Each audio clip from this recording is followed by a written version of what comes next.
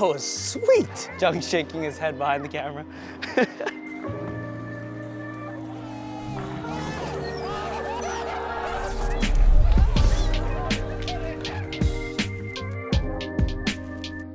Welcome back to JR Pro Shop Vids. Jimoo, your favorite two-hander, is here. Today we're gonna try out the new Max Thrill Hybrid from Motiv. I got some of my favorite Motiv balls to compare it to, and stay tuned for the end, because I'm gonna show you how to throw a backup ball. Max Thrill Hybrid is marketed to be one of the weaker balls in the Motiv lineup. Most likely gonna be best for drier conditions, drier lanes. This ball also doesn't have a lot of differential, which means it's not gonna hook that much. So comparing it today, we got the Lethal Venom from Motiv, which is an asymmetric solid, but also meant for drier lanes and doesn't hook that much. We got the Pride Liberty, an asymmetric hybrid, so a good hybrid comparison. And finally, we got the Evoke Hysteria, which, as you know, is one of the hottest balls on the market right now, made popular by EJ Tackett. Watch that video. Just finished league on a house shot. It's pretty dry out there, so I'm not sure if the solids will look too good. Hopefully the hybrid looks better, but we'll start with the Lethal Venom from Motiv. Just play a nice baby swing in between third and fourth arrow.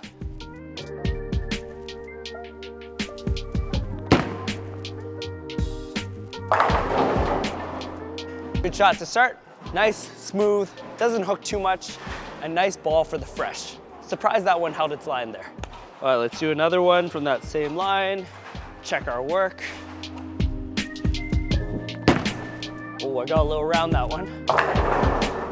Definitely showed it down lane, which is nice because it's a little sensitive to hand position. We'll throw one more, strike with it, and move on. Oh yeah. Ooh, not bad. Half flat, half ring 10 there. Not the best reaction for this lane, I assume. So we're moved to the Max Thrill Hybrid. Hopefully it'll save its energy a little bit more and drive through that pocket. Specs of the core and layout you can see on screen. We're gonna try the same line as where that Lethal Venom did not strike.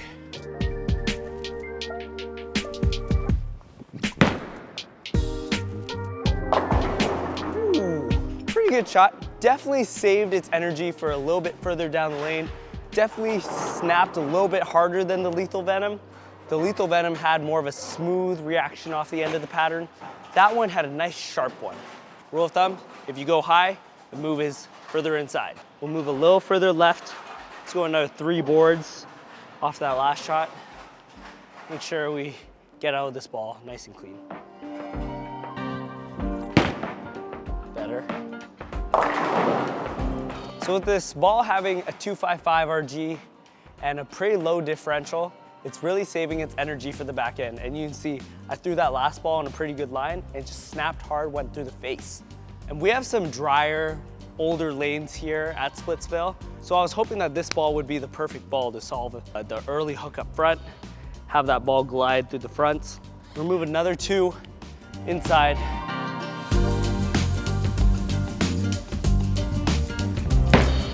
Good shot. Wow, that was sweet. That was so sweet. You see how hard that drove off the back into the pocket? I think that strike was louder too. I think that's just in my head, but it sounded louder to me.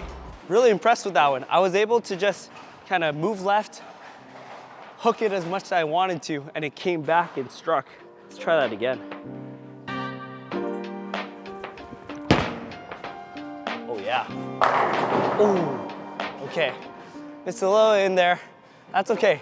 Hitting the pocket from there was really impressive with a ball that shouldn't actually hook that much. Even though it has low differential, it doesn't mean that it's not gonna hook very much in general. It's just gonna hook much later and pretty hard off the bat. It saves its energy. Moving on, we're gonna go to the Pride Liberty. We'll go back to where we started with the Lethal Venom there. So back for the right. Good shot. That ball definitely hooks more than the Lethal Venom.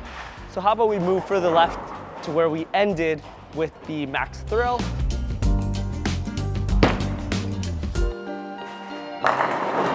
So asym core in the Pride Liberty definitely rolled a little bit earlier as opposed to the Max Thrill. The Max Thrill kind of saved all its energy for the back end and really turned the corner, where the Pride Liberty was a bit smoother reaction off the break point, cover the same amount of board, so that's pretty cool to know. Just the shape was a little different. That's a good shot. Ooh, lucky strike there. 10 pin almost stood, but that's okay. Comparing those two balls, Pride Liberty, definitely a little smoother off the break point, where the Max Thrill Hybrid was much sharper. If you're hoping to have both these balls in your arsenal, that's a really good mental note. When the Pride Liberty starts to leave some 10 pins, not really driving through the pocket, that's when you want to move to your symmetric ball in the Max Thrill Hybrid. All right, so let's go to one of my new favorite balls, which is the Evoke Hysteria. This ball has been so good. I'll tell you why right after this shot.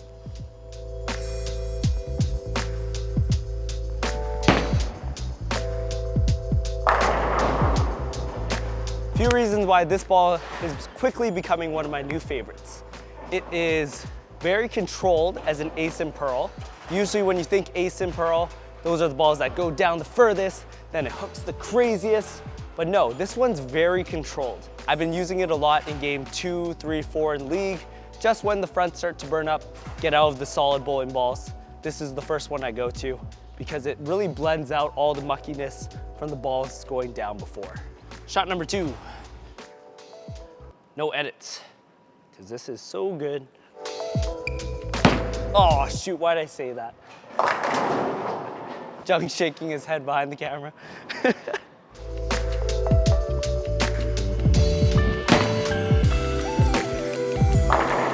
Ooh. Reactions of the Evoke Hysteria versus the Max Thrill Hybrid. Having the ASIM core in the Evoke Hysteria, I said it in my original review, it's very smooth off the back end. That core just wants to roll and then it really faces up, not in an angular way, but in a smooth way towards the 1-3. Where the symmetric hybrid is proving to be the most continuous and sharpest ball out of the 4 today. Before we get into the backup stuff, we will move a bit further into the pattern, move another 5 left, and test the limits of this ball against the Evoke Hysteria.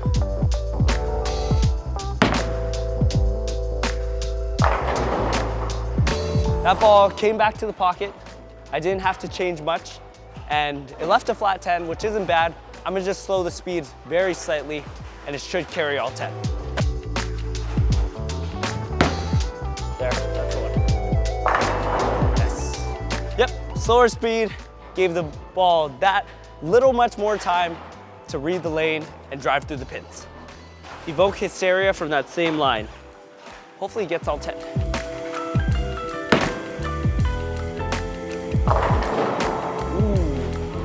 Interesting, a little light, didn't really turn as hard as the Max Thrill Hybrid did. Move another 5 to the left here. This is probably too far from what the lane wants, but we're gonna do it anyways. Nice and slow.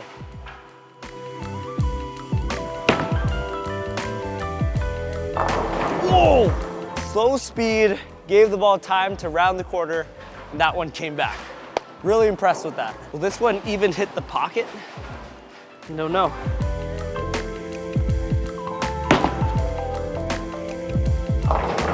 Ooh. Okay, it struck, but that's not a textbook strike.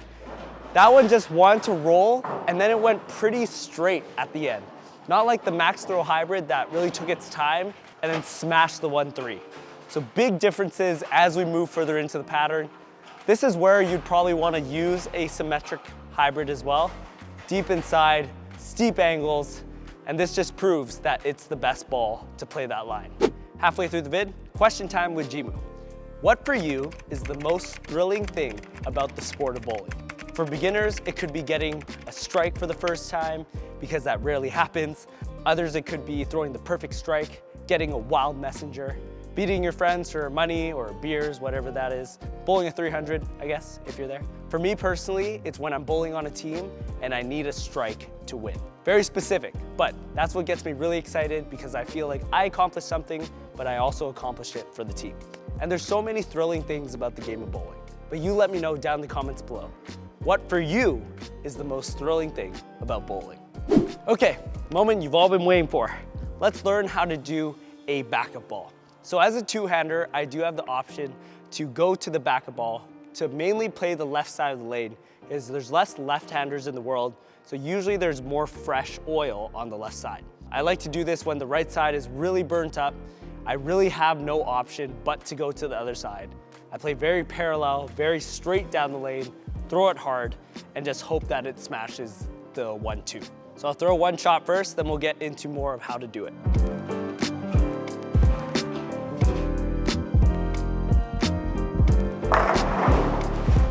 So let's be real, two-handers out there, we have a lot of rev rate. A lot of times, Jung tells me this all the time, it's hard to control it, especially trying to play straighter angles, and when the lanes are really burnt, we sometimes run out of options. I used to take out my plastic ball, my spare ball, and try to pipe it down, but there's no way that's gonna strike. So if you are a two-hander and you're running into this problem, backup balls could be a valid option, especially in the World Championships last year in Korea. Korea, Sweden, they all have guys that can do a backup two-handed consistent shot. It's really impressive, especially when the lane is wide open on the left side. That's such an advantage, one that one-handers just can't do. Throwing a backup ball, I think of three main tips. First one is I naturally drift to the left in my approach, meaning I start on say 20 board, and by the end of my slide, I'm sliding on 25. So knowing that, your angles will be more straight as opposed to steeper by the time you get to the end of the approach. So I'm about to drift a little bit, but I'm aware of it.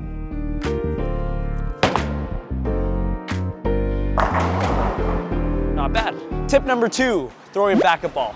Keep your hand relaxed. Unlike your normal release, you're not rotating your hand in the way that you're used to. So relax your hand, don't try to death grip it, keep it gentle, and at the very end, at release point, just try to go up the back, and more extreme than that, try to release up the other side. So a really good way to practice this release is what's called a no-step drill.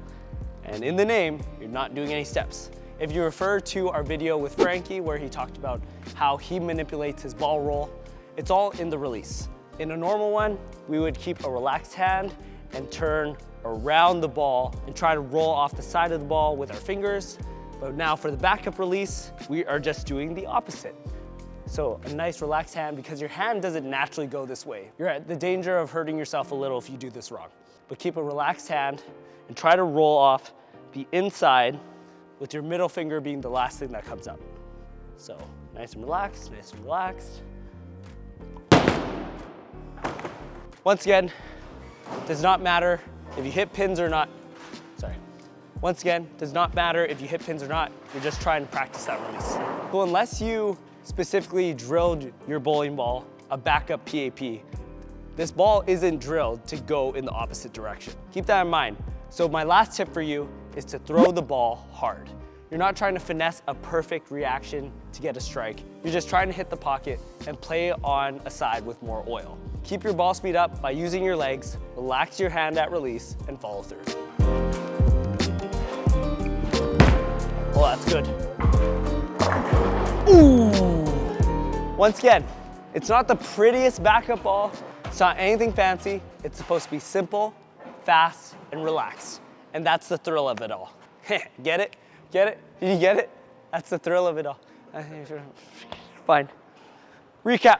Just finished bowling. Hope you learned a little bit on how to do a backup ball. For me personally, that's really fun to do. But let's talk a little bit more about the Max Thrill Hybrid. So in Motiv's ball chart, you'll notice that this ball is on the lower end of hook potential. So I was pretty interested to see how this was going to react on our older lanes here at Splitsville on a burnt up pattern and see if this was the perfect condition for this type of ball. My predictions were not correct. This ball hooked a lot more than I expected, but it was where it hooked, which was surprising me. Didn't hook a lot in the front, but it saved all its energy for the back, which makes sense as a symmetric core. This core isn't gonna try to roll early on you. It's gonna save its energy for the very end and smash the pocket.